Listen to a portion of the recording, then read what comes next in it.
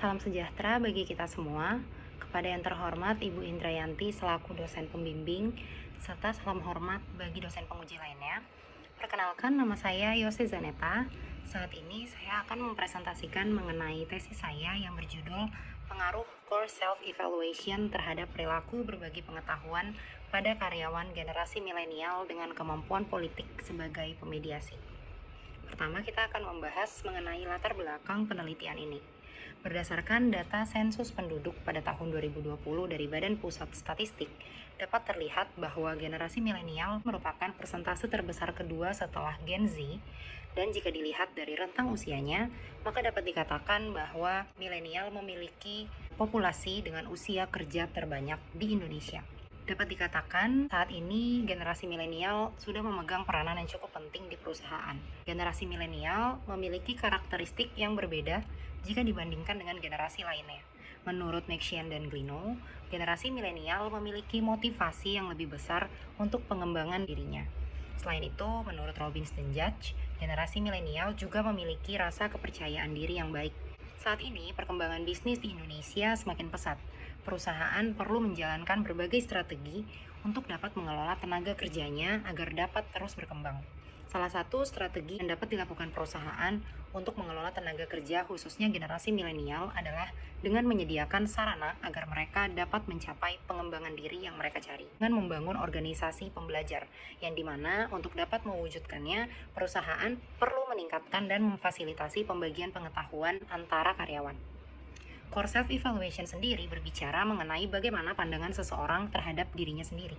Menurut Wang et al., seseorang dengan evaluasi diri yang baik yakin bahwa mereka memiliki tingkat kompetensi yang tinggi, sumber daya pengetahuan yang lebih banyak, dan kecil kemungkinan untuk dapat kehilangan sumber daya pengetahuan itu.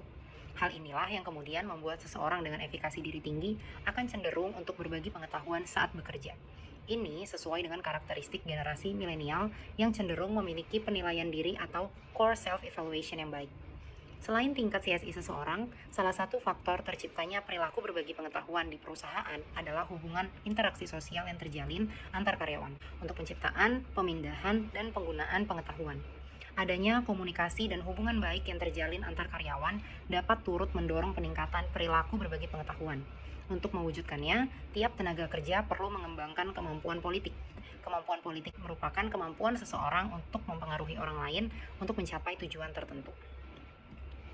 Berdasarkan latar belakang yang telah dipaparkan, dapat dirumuskan beberapa permasalahan karakteristik generasi milenial yang termotivasi akan adanya pengembangan diri, serta adanya tingkat CSI yang tinggi mengakibatkan diperlukannya upaya peningkatan pembagian pengetahuan di tempat kerja. Pada beberapa penelitian yang pernah dilakukan sebelumnya, dinyatakan bahwa seseorang dengan tingkat CSI yang tinggi akan cenderung memiliki perilaku berbagi pengetahuan yang lebih besar.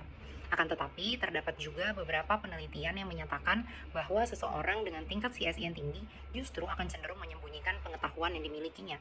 Belum adanya kejelasan mengenai pengaruh CSI terhadap perilaku berbagi pengetahuan inilah yang membuat diperlukannya studi lanjutan terkait hal tersebut. Selain itu, dalam upaya peningkatan perilaku berbagi pengetahuan diperlukan juga kemampuan politik yang baik untuk terbentuknya relasi sosial antar karyawan. Berbagi pengetahuan dapat terjadi dengan baik apabila terdapat interaksi sosial yang baik pula.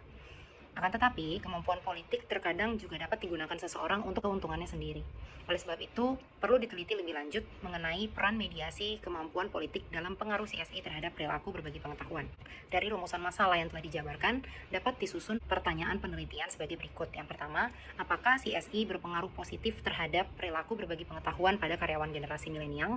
Dan yang kedua, apakah kemampuan politik memediasi pengaruh positif CSI terhadap perilaku berbagi pengetahuan pada karyawan generasi milenial? Dan untuk menjawab pertanyaan penelitian tersebut, disusunlah tujuan penelitian ini, yaitu yang pertama untuk menganalisis pengaruh positif CSI terhadap perilaku berbagi pengetahuan karyawan generasi milenial, dan yang kedua, menganalisis peran mediasi kemampuan politik karyawan dalam pengaruh positif CSI terhadap perilaku berbagi pengetahuan pada karyawan generasi milenial. Penelitian ini kemudian diharapkan untuk dapat bermanfaat sebagai bahan pertimbangan perusahaan dalam menilai dan mengarahkan evaluasi diri yang dimiliki karyawannya, serta menjadi masukan bagi perusahaan untuk dapat menentukan kebijakan yang tepat dalam meningkatkan perilaku berbagi pengetahuan, khususnya karyawan generasi milenial. Lingkup penelitian ini adalah karyawan di Indonesia dengan latar belakang generasi milenial atau karyawan yang lahir pada rentang tahun 1981 hingga 1997 dengan pengalaman kerja sekurang-kurangnya 1 tahun. Kemudian kita akan lanjut untuk membahas tinjauan pustaka. Yang pertama, variabel perilaku berbagi pengetahuan. Menurut Cummings, perilaku berbagi pengetahuan adalah penyediaan atau penerimaan informasi tugas, pengetahuan, dan feedback mengenai suatu produk atau prosedur. Bisa dikatakan juga, perilaku berbagi pengetahuan adalah proses di mana individu saling bertukar pengetahuan, baik tacit ataupun eksplisit, dan bersama-sama menciptakan pengetahuan baru. Dalam perilaku berbagi pengetahuan ini, terdapat dua aktivitas yang umumnya terjadi, yaitu knowledge collecting atau pengumpulan pengetahuan dan knowledge donating atau pemberian pengetahuan.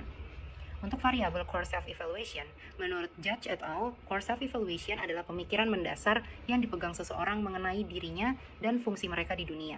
Umumnya, seseorang dengan nilai CSI yang positif akan cenderung memandang dirinya sebagai seseorang yang cakap, efektif, dan mampu mengendalikan lingkungannya. CSI sendiri terdiri dari beberapa karakteristik yang spesifik, yaitu harga diri, efikasi diri, tempat kendali atau locus of control, dan neuroticisme. Kemudian untuk variabel kemampuan politik, berdasarkan pemaparan Ferris et al. Pada tahun 2005, kemampuan politik adalah kemampuan untuk memahami orang lain secara efektif di tempat kerja dan menggunakan pengetahuan tersebut untuk mempengaruhi orang lain agar bertindak dengan cara yang meningkatkan tujuan pribadi dan atau organisasi. Sedangkan untuk generasi milenial adalah generasi yang lahir pada rentang tahun 1981 hingga 1997. Menurut Maxian, Benblino, dan Robbins dan Judge, generasi milenial merupakan generasi pekerja yang mengutamakan adanya sarana untuk pengembangan diri, khususnya di dalam kelompok, serta cenderung memiliki karakteristik percaya diri.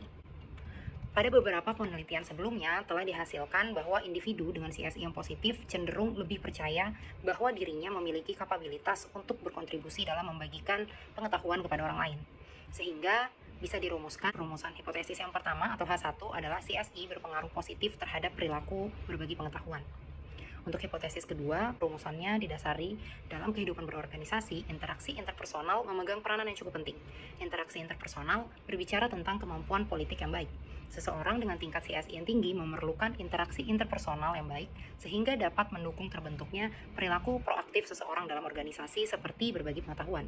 Sehingga kemudian dikembangkanlah hipotesis kedua atau H2 adalah kemampuan politik memediasi pengaruh positif CSI terhadap perilaku berbagi pengetahuan. Dan kemudian ini adalah diagramnya sebagaimana hipotesis dan pengaruh dan hubungan yang terbentuk antar tiap variabel. Berikut adalah model penelitiannya. Kemudian kita akan lanjut untuk metodologi penelitian. Untuk desain penelitian ini dilakukan secara kuantitatif dengan cara menyebarkan kuesioner secara daring berbentuk Google Form. Populasi pada penelitian ini adalah karyawan tetap di Indonesia dengan lama pengalaman kerja minimal 1 tahun dan lahir pada rentang tahun 1981 hingga 1997. Metode sampling yang digunakan pada penelitian ini adalah purposive sampling. Untuk analisis data, pengujian hipotesis, dan mediasi pada penelitian ini menggunakan metode bootstrapping dari Hayes. Instrumen penelitian yang digunakan pada penelitian ini ada 3. Untuk variabel CSI menggunakan kuesioner yang dikembangkan oleh Judge et al. Pada tahun 2003, kemampuan politik menggunakan kuesioner yang dikembangkan Ferris et al. Pada tahun 2005, dan perilaku berbagi pengetahuan menggunakan kuesioner yang dikembangkan oleh Price et al. Pada tahun 2006. Seluruh instrumen penelitian ini akan menggunakan 5 poin skala Likert, di mana poin 1 menandakan sangat tidak setuju dan poin 5 berarti sangat setuju. Untuk pengujian instrumen penelitian, dilakukan uji validitas dan uji reliabilitas. Untuk uji validitas dilakukan face validity dan pengujian statistik. Sedangkan untuk uji reliabilitas menggunakan pengukuran Cronbach alpha. Kemudian kita akan lanjut untuk membahas hasil penelitian dan pembahasan. Untuk profil responden dapat terlihat bahwa tahun lahir didominasi oleh tahun 1990 hingga 1997. Untuk jenis kelamin sebanyak 51,8% itu adalah laki-laki. Untuk pekerjaan sebagian besar adalah pegawai swasta dan lama pengalaman kerja yang banyak adalah 1-5 tahun. Untuk data yang digunakan pada penelitian ini adalah sebanyak 164 responden. Untuk statistik deskriptifnya, pada variabel CSI dapat terlihat bahwa rata-rata variabel itu adalah sebesar 3,861 dan itu termasuk dalam kategori tinggi.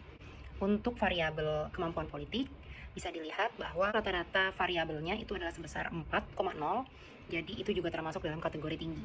Dan untuk variabel terakhir yaitu PBP, rata-rata variabelnya adalah sebesar 4,087 atau bisa dikatakan juga termasuk kategori yang tinggi. Hasil uji validitas di sini menggunakan product moment correlation dari Carl Pearson, yaitu di sini DF-nya adalah sebesar 162 dan signifikansinya 0,05, sehingga ditemukan R-table adalah sebesar 0,153. Di sini dapat terlihat bahwa setiap indikator dari CSE 1 hingga CSE 12 semuanya memiliki R hitung di atas 0,153 atau lebih besar dari R-table. sehingga setiap indikator adalah valid. Kemudian untuk uji validitas pada variabel kemampuan politik bisa dilihat juga masih menggunakan R tabel dengan besar yang sama yaitu 0,153 dan indikatornya dari KP1 hingga KP18 memiliki R hitung yang lebih besar dari 0,153 atau lebih besar dari R tabelnya, sehingga setiap indikator pada kemampuan politik dinyatakan valid. Kemudian untuk PBP menggunakan R tabel yang sama juga sebesar 0,153 dan juga di sini setiap R hitung dari tiap indikatornya juga lebih besar dari 0,153 sehingga tiap indikator dari variabel PBP dinyatakan valid. Kemudian untuk uji reliabilitas di sini menggunakan penilaian Cronbach alpha, di mana sebuah instrumen penelitian dinyatakan reliable apabila nilai Cronbach alpha-nya lebih besar sama dengan 0,7. Dalam penelitian ini, nilai Cronbach alpha tiap instrumen dari CSE ataupun KP dan PBP semuanya di atas 0,7, sehingga seluruh instrumen penelitian ini dinyatakan reliable. Untuk uji hipotesis, di sini menggunakan metode bootstrapping dari Hayes, yang dimana sebuah hubungan dinyatakan signifikan apabila nilai p-value adalah lebih kecil dari 0,05. Untuk hipotesis yang pertama, untuk melihat bagaimana hubungan dari CSI terhadap perilaku berbagi pengetahuan dapat dilihat pada baris ketiga, yaitu CSI dan PBP dan total effect. Itu adalah hubungan dari CSI terhadap PBP sebelum adanya variabel pemediasi. Dapat dilihat koefisiennya adalah sebesar 0,143 dan p-value-nya adalah 0,002 atau lebih kecil dari 0,05. Sehingga pengaruh CSI terhadap PBP dinyatakan signifikan. Sehingga dari hasil ini untuk hipotesis 1 yaitu CSI berpengaruh positif terhadap perilaku berbagi pengetahuan terdukung. Pada tabel ini hubungan antara CSI dan PBP memiliki nilai PET koefisien positif dan p-value yang lebih kecil dari 0,05 sehingga dapat dinyatakan bahwa terdapat pengaruh positif CSI terhadap PBP. Kemudian untuk hasil uji mediasi dapat terlihat bagaimana di sini hubungan indirect dari CSI terhadap PBP melalui KP. Dan di sini suatu hubungan dapat terlihat peran mediasinya apabila rentang boot LLCI dan boot ULCI-nya tidak mencakup nilai 0. Di sini boot LLCI-nya adalah sebesar 0,149 dan boot ULCI-nya adalah sebesar 0,316. Sehingga rentang ini tidak mencakup nilai 0. Jadi dapat dinyatakan bahwa terdapat peran mediasi pada hubungan dari CSE, KP, dan PBP. Oleh sebab itu, hipotesis kedua, kemampuan politik memediasi pengaruh positif CSI terhadap perilaku berbagi pengetahuan terdukung. Kemudian dapat dilihat pada jalur C-aksen yang terdapat pada diagram. Di situ warnanya merah karena itu tidak signifikan, sesuai dengan bagaimana tabel sebelumnya. Yaitu dikarenakan pengaruh CSI terhadap PBP secara langsung menjadi tidak signifikan setelah adanya pemediasi, yaitu kemampuan politik atau KP. Jadi di sini dapat dinyatakan bahwa KP memediasi penuh pengaruh CSI terhadap PBP. Untuk pembahasannya, untuk hipotesis pertama, CSI berpengaruh positif terhadap perilaku berbagi pengetahuan. Hipotesis ini terdukung. Hal ini menandakan bahwa semakin tinggi tingkat CSI seseorang, maka semakin meningkat juga perilaku berbagi pengetahuannya. Hal ini sesuai dengan paparan mengenai motivasi intrinsik seseorang dalam berbagi pengetahuan, bahwa seseorang akan semakin termotivasi untuk berbagi pengetahuan apabila memiliki kepercayaan diri yang tinggi. Kemudian hasil ini konsisten juga dengan penelitian terdahulu oleh Priyadarsi dan Premchandran di tahun 2019 yang menyatakan bahwa seseorang dengan penghargaan diri yang lebih tinggi akan memiliki motivasi lebih untuk dapat mengambil tindakan yang mencerminkan penilaian diri tersebut seperti perilaku berbagi pengetahuan. Dan untuk hipotesis kedua yaitu kemampuan politik memediasi pengaruh positif CSI terhadap perilaku berbagi pengetahuan, hipotesis ini juga terdukung. Hal ini berarti seseorang dengan tingkat CSI yang tinggi membutuhkan kemampuan politik untuk dapat semakin meningkatkan perilaku berbagi pengetahuannya.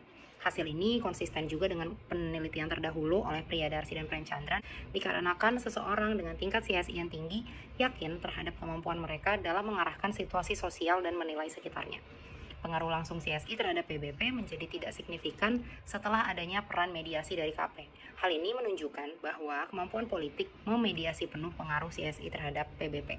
Selanjutnya kita akan membahas dari hasil penelitian yang sudah kita dapatkan, maka akan dapat ditarik kesimpulan. Yang pertama, CSI berpengaruh terhadap perilaku berbagi pengetahuan pada karyawan generasi milenial. Semakin tinggi nilai CSI seseorang, maka tingkat perilaku berbagi pengetahuan juga semakin tinggi. Kedua, adalah kemampuan politik memediasi penuh pengaruh CSI terhadap perilaku berbagi pengetahuan karyawan generasi milenial. Karena pengaruh positif CSI terhadap PBP menjadi signifikan apabila dimediasi oleh kemampuan politik. Untuk implikasi praktisnya, perusahaan perlu memberikan pembinaan, mentoring, dan motivasi bagi karyawan milenial sebagai upaya peningkatan CSI karyawan. Akan lebih baik apabila pihak manajerial terus memantau politik yang terjadi di kantor atau perusahaan, agar kemampuan politik yang ada bermanfaat bagi seluruh pihak dan bukan hanya di pihak tertentu saja. Sekian presentasi dari saya mengenai tesis saya. Mohon maaf apabila ada yang kurang berkenan. Terima kasih.